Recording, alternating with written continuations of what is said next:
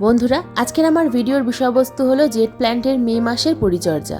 Jet plant nursery থেকে নিয়ে এসে প্রতিস্থাপন করেছো, কিন্তু সেই জেট প্ল্যান্ট কোনো রকমভাবে ঝোপালো হচ্ছে না অথবা গাছের কাণ্ড কিছুতেই মোটা হচ্ছে না। যদি তোমরা তোমাদের বাগানের জেট প্ল্যান্টকে বট গাছের মতো মোটা করতে চাও, যদি ঝোপালো করতে চাও, তাহলে আজকের ভিডিওতে এমন কয়েকটা সিক্রেট টিপস বলবো যেগুলো ফলো করলে তোমরা তোমাদের বাগানের প্রত্যেকটা জেট প্ল্যান্টকে যেমন বট গাছের মতো মোটা করতে পারবে, ঠিক তেমনই কিন্তু খুব সুন্দর ঝোপালো তৈরি করতে পারবে। কারণ অনেক সময় জেট প্ল্যান্ট নার্সারি থেকে কিনে আনার পর সেই জেট প্ল্যান্টকে তোমরা অনেকেই বাঁচাতে পারো না, গাছ ধীরে ধীরে পচে যায় এবং সম্পূর্ণ গাছটা মারা যায়।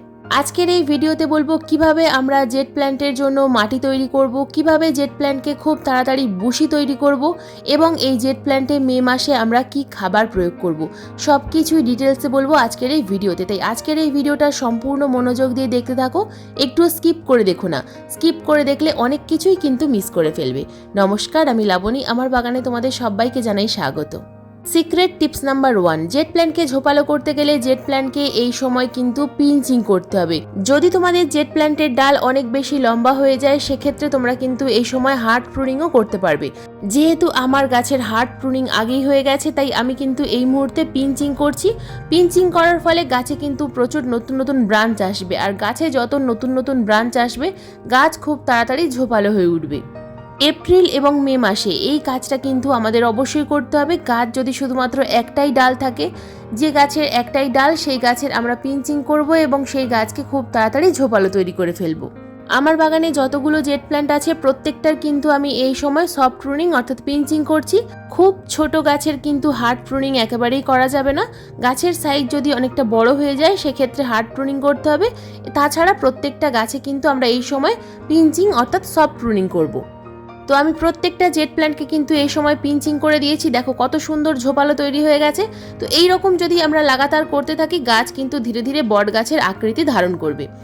এরপর বলবো সিক্রেট টিপস নাম্বার 2, যদি তোমাদের বাগানে পুরনো জেট প্ল্যান্ট থেকে থাকে, তাহলে এটাই কিন্তু আদর্শ সময় রিপোর্ট করার, অথবা এই সময় তোমরা নতুন চারা গাছ কিনে এনে প্রতিস্থাপন করতে পারো।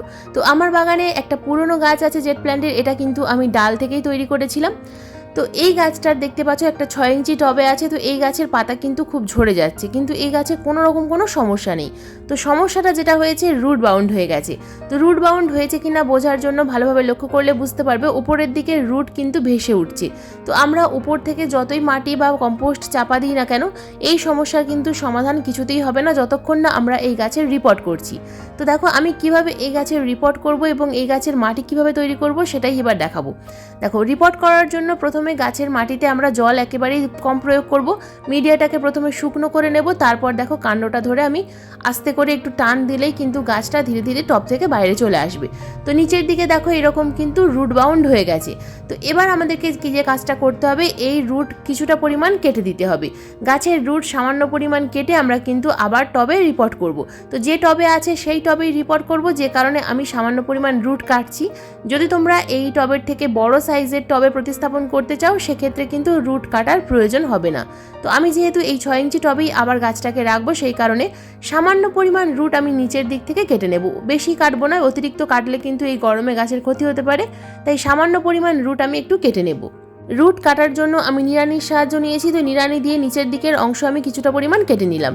দেখো মোটা মোটা যে শিকড় আছে সেগুলো কিন্তু কাটবো না, রুটে আমি খুব বেশি আঘাত করছি না, সামান্য পরিমাণ মাটিটুকুই শুধু আমি ঝাড়িয়ে নেব। তো দেখো আমার কিন্তু রুট কাটা কমপ্লিট হয়ে গেছে।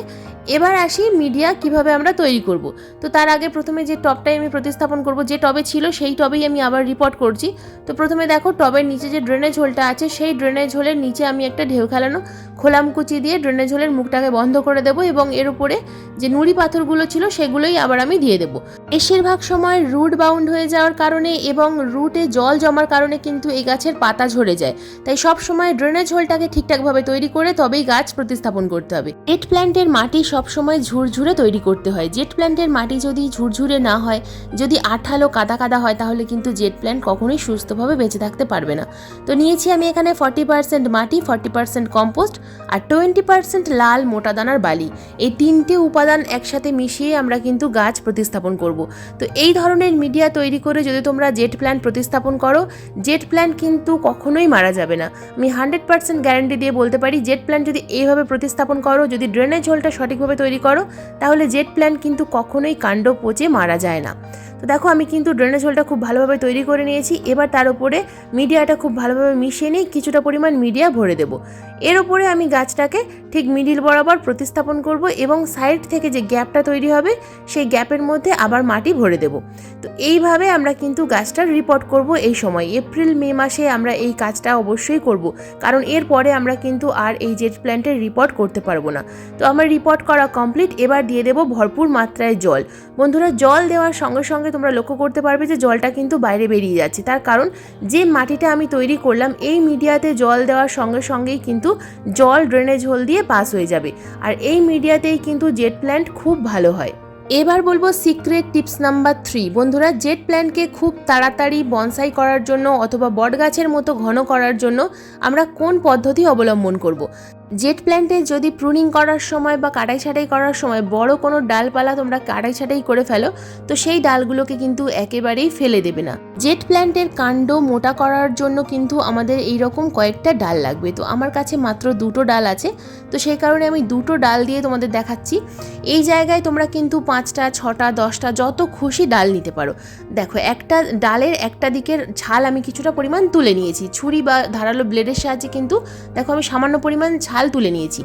এবার যে কাজটা আমাদের করতে হবে, যে অংশের যেদিকের ছালগুলো উঠে গেছে, তো সেই ছাল দুটো একই দিকে আমাদেরকে কিন্তু জয়েন্ট করতে হবে এবং সুতো দিয়ে ভালোভাবে বেঁধে দিতে হবে। তো কিছুদিন পর তোমরা দেখতে পাবে যে যেদিকের ছালগুলো উঠে গেছিলো সেই দুটো কাণ্ড কিন্তু একসাথে জুড়ে গেছে। তো এইভাবে যদি তোমরা অনেকগুলো ডাল অর্থাৎ 5টা 6টা অথবা 10টা ডাল একসাথে নিয়ে এরকমভাবে সুতো দিয়ে বেঁধে দাও, তাহলে কিন্তু এইরকমভাবে একটা খুব সহজেই বনসাই লুক তৈরি হবে। প্রথম থেকে যদি জেট প্ল্যান্টকে মোটা তৈরি করতে চাও, তাহলে এই পদ্ধতিটা তোমরা অবলম্বন করতে পারো। এর আগের ভিডিওতেও কিন্তু আমি এই প্রসেস তোমাদের দেখিয়েছি, তো এর আগের ভিডিওগুলোও তোমরা দেখে নিতে পারো যে কীভাবে আমি তোমাদেরকে দেখিয়েছিলাম।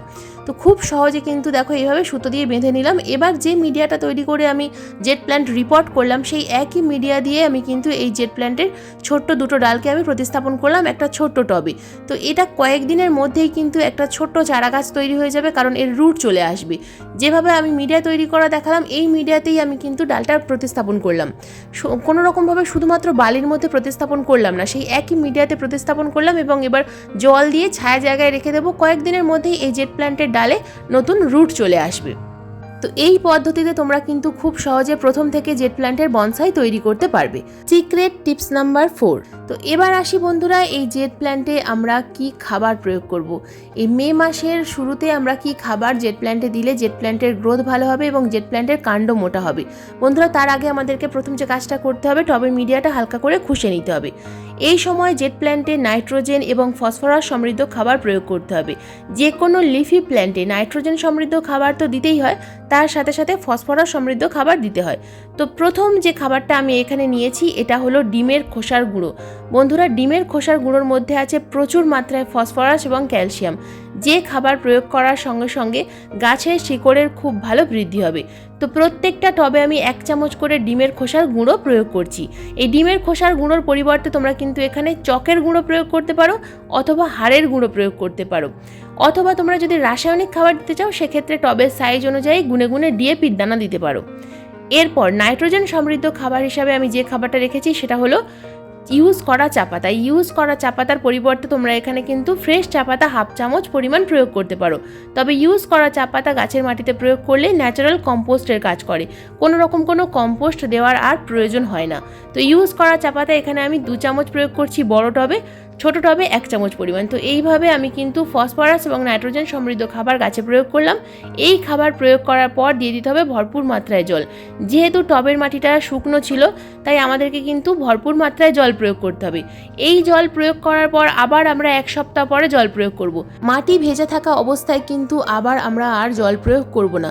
এই জেট প্ল্যান্টের গোড়ায় জল জমলেই জেট প্ল্যান্টের পাতা হলুদ হয়ে যায় এবং কাণ্ড পচে যায়, তাই জল কিন্তু আমাদেরকে বুঝে শুনে প্রয়োগ করতে হবে। Secret tips number 5। গাছে তো খাবার আমরা প্রয়োগ করলাম, কিন্তু এবার বলবো গাছের পাতায় আমরা কি খাবার প্রয়োগ করব, কারণ গাছের পাতাকে সবসময় আমাদেরকে সবুজ রাখতে হবে। প্রতি মাসে 2বার যদি আমরা গাছের পাতায় এপসাম সল্ট স্প্রে করতে পারি তাহলে কিন্তু গাছের পাতা সবসময় সবুজ থাকে। তো 1 লিটার জলে 5 গ্রাম এপসাম সল্ট মিশিয়ে আমরা বাগানের প্রত্যেকটা লিফি প্ল্যান্টে, jade plant, aglaonema, snake plant, যে কোনো লিফি প্ল্যান্টে যদি স্প্রে করতে পারি তাহলে বাগানের প্রত্যেকটা গাছ কিন্তু সবুজ এবং সতেজ থাকে। গাছের পাতা সবসময় সবুজ চকচক করে এবং গাছের পাতায় যে সমস্ত ধুলো ময়লা জমে সেগুলো কিন্তু আর জমতে পারে না।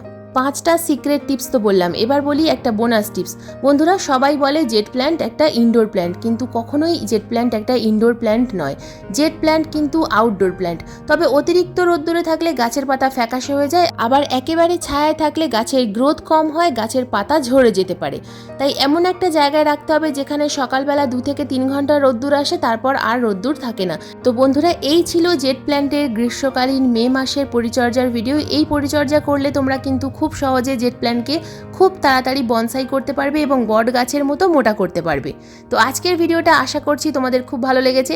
ভিডিওটা যদি তোমাদের ভালো লেগে থাকে তো প্লিজ একটা লাইক করো, শেয়ার করো, হাইপ করো। চ্যানেলে নতুন বন্ধু হয়ে থাকলে চ্যানেলটাকে সাবস্ক্রাইব করে পাশের বেল আইকনটা প্রেস করে দিও এরকম নিত্য নতুন ভিডিও দেখার জন্য। আজকের এই ভিডিওটা সম্পূর্ণ মনোযোগ দিয়ে দেখার জন্য তোমাদের সবাইকে জানাই অসংখ্য ধন্যবাদ।